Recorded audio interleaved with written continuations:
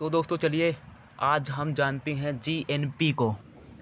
GNP लगभग GDP के जैसा ही है, लगभग जीडीपी का भाई है मान लो। बस यहाँ पर डोमेस्टिक की जगह नेशनल है। वहाँ पर था ग्रॉस डोमेस्टिक प्रोडक्ट और यहाँ पर है ग्रॉस नेशनल प्रोडक्ट। यहाँ पर डोमेस्टिक से नेशनल हो गया, तो नेशनल मतलब राष्ट्रीय, एक राष्ट्र का।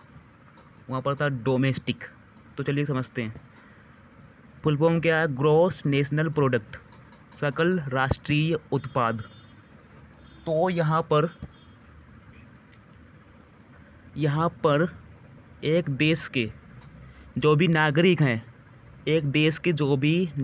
हैं, वो अगर जो भी वस्तुएं एवं सेवाओं का उत्पादन कर रहे हैं या कहीं से भी कमाई कर रहे हैं, तो उनका जो अंतिम मूल्य है, अंतिम प्राइस, उसका टोटल होता है ग्रॉस नेशनल प्रोडक्ट।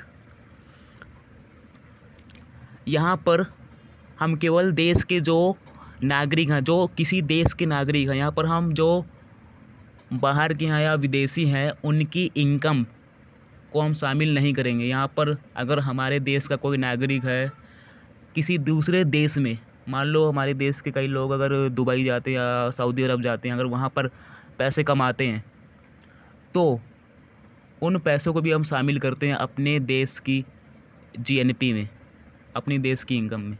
तो वो होता है जीएनपी। और जो बाहर के लोग हैं, विदेशी लोग हैं या विदेशी कंपनी है, हमारे देश के अंदर अगर वो कमाई कर रही है, उत्पादन कर रही है, तो उसके मूल्य के जो भी उनका टोटल होगा, जो भी उनकी कमाई होगी, उसको हम माइनस कर देते हैं या फिर घटा देते हैं। उनको हम शामिल नहीं करते हैं, उनको हम एक्सक्लूड कर देते हैं, बाहर कर देते हैं।